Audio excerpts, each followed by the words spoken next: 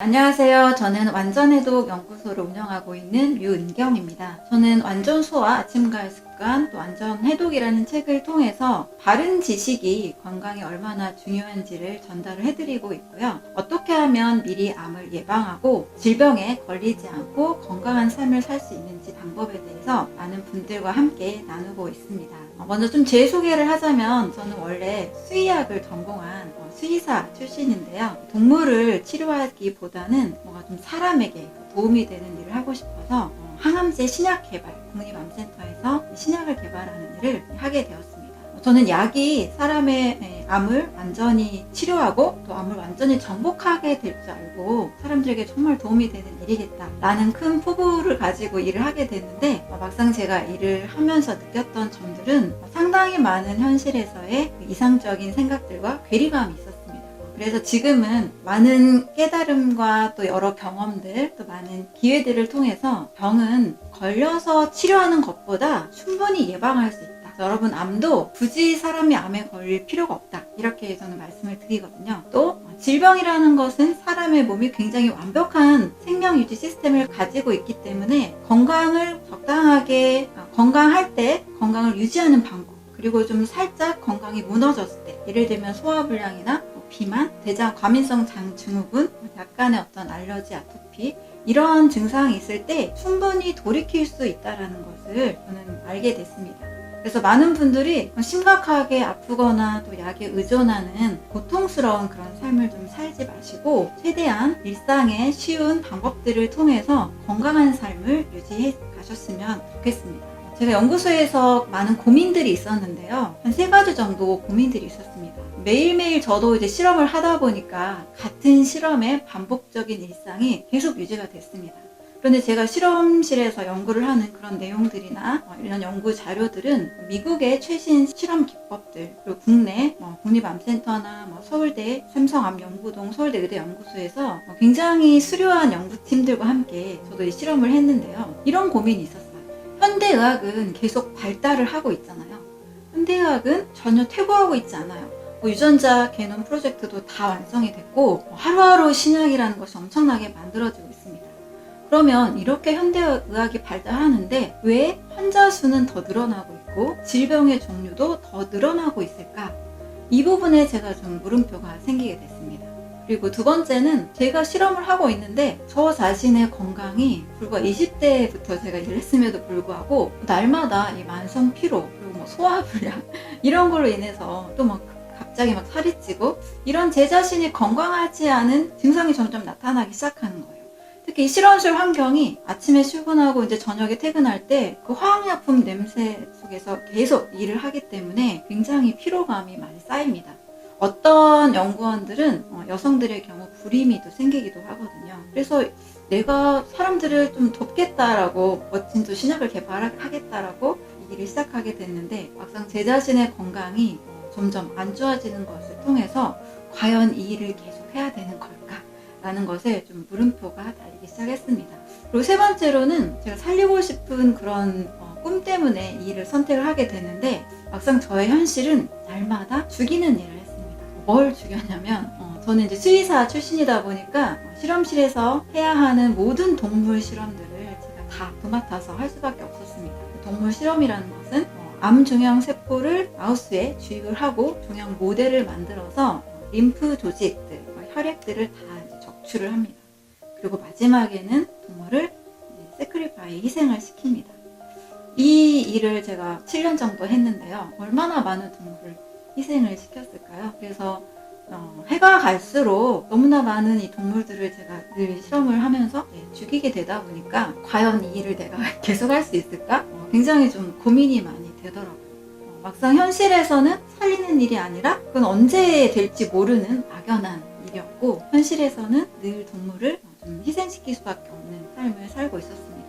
이 3가지 이유로 저는 뭔가 이 일은 제 마음속에서 평생 하기는 좀 어려운 일인 것 같다. 뭔가 좀 다른 일도 찾아봐야 되겠다. 좀 더 보람 있는 일. 이왕이면 죽이는 일보다 살리는 일을 해야겠다. 라는 생각을 가지고 계속 이제 일을 하게 됐습니다.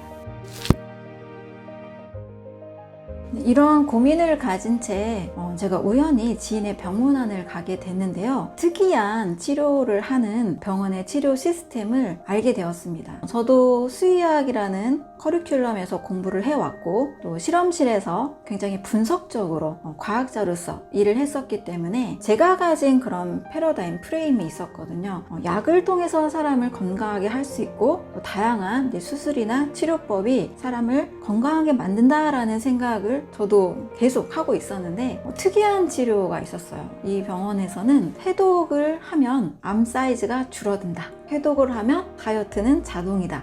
이런 얘기를 하더라고요.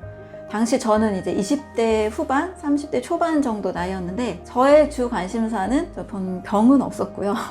저의 주 관심사는 다이어트였습니다. 항상 빵을 많이 먹고 일주일에도 한 3, 4kg 이렇게 좀 쉽게 살이 찌는 그런 몸이었는데 어떻게 하면 좀 다이어트를 쉽게 할까? 어떻게 하면 힘들지 않게 살을 뺄 수 있을까? 왜냐면 저도 살이 찌면 굶고 저녁 식사를 하지 않고 막 달리기 하고 유산소 운동을 통해서 다이어트를 했었거든요. 근데 해독을 하면 다이어트가 자동이다 라는 이 멘트가 저의 심장을 흔들었던 것 같아요.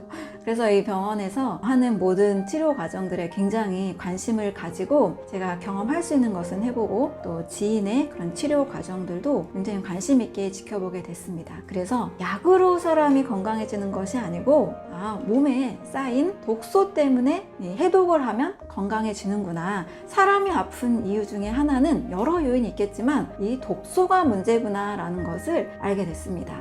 그래서 제가 지금 완전 해독 연구소를 운영하고 있는 이유도 우리는 독소를 인식하지 못한 채 병원 가면은 혈액 검사하고 다양한 수치 검사를 하지만 이 독소에 대한 인지가 별로 안 돼 있어요. 반드시 인체는 독소의 공격을 늘 받고 있고 체내에 쌓여가는 독소로 인해서 다양한 병들에 걸릴 수 있다는 것을 알게 됐습니다.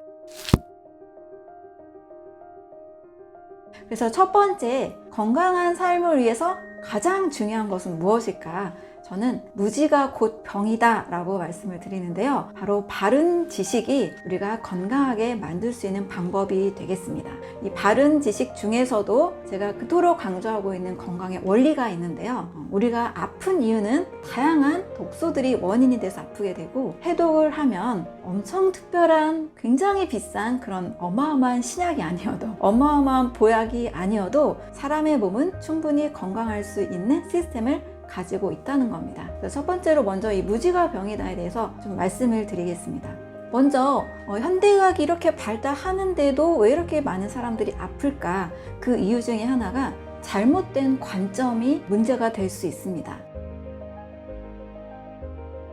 옛날에 사람들은 세균이나 바이러스나 곰팡이, 눈에 보이지 않는 이러한 작은 생명체에 대한 존재를 몰랐습니다. 그래서 불과 한 200년 전만 해도 의사 선생님들이 이 산모의 아이를 받을 때 손을 씻지 않은 채 산모의 아이를 받는 거예요. 그럼 아이가 어떻게 될까요? 절반은 이 산모도 사망을 하고 또 아이도 사망하는 일이 굉장히 많았습니다. 옛날 우리나라도 그랬었잖아요. 많은 아이들이 죽었잖아요. 그때는 세균의 존재를 몰랐을 때였습니다. 그래서 한 학자에 의해서 세균이 원인이다. 세균이 질병의 원인이다 라는 것을 발견하게 됐는데요. 그 사람이 바로 우리가 누구나 알고 있는 파스테르입니다. 파스텔에 의해서 보이지 않는 생명체, 병원균으로 병원체로 사용되는 세균에 대해서 발견하게 된 겁니다.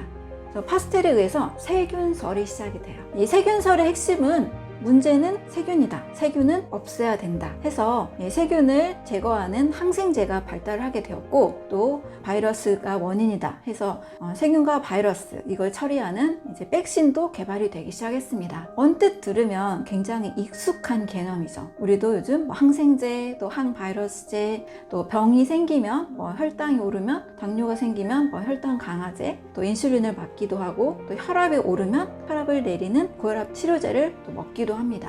그래서 문제를 발견하고 그 문제를 해결하는 관점 어느 정도는 틀리지 않습니다. 굉장히 많이 맞을 수 있어요. 그런데 이 파스테르와 함께 동시대에 활동했던 두 학자가 있습니다. 한 학자, 앙투안 베샴이라는 사람이 있는데요. 이 사람은 세포설을 주장했습니다. 우리 몸은 세포로 이루어져 있고 세포가 건강하면 건강하다. 세균의 공격이 와도 세균을 이길 수 있다 중요하다라는, 이 세포 하나하나의 건강이 중요하다라는 이 관점을 제시를 했습니다.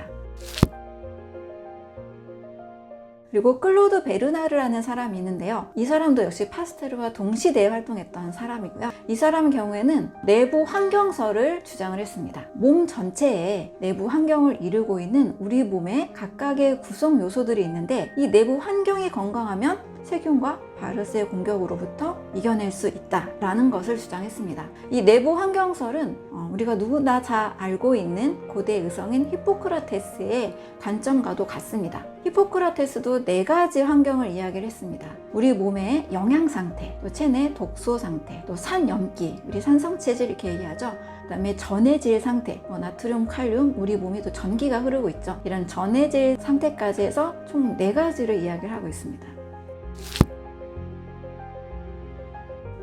그러면 파스테르가 주장한 세균이 문제다라는 세균설, 그 다음에 앙투안 베샴의 세포론, 그리고 클로드 베르나르, 그리고 히포크라테스의 내부 환경론, 이 3가지 관점 중에서 무엇이 가장 맞을까요? 또 무엇이 가장 문제가 될 수 있을까요? 우리는 이것을 한번 좀 생각해 볼 필요가 있습니다.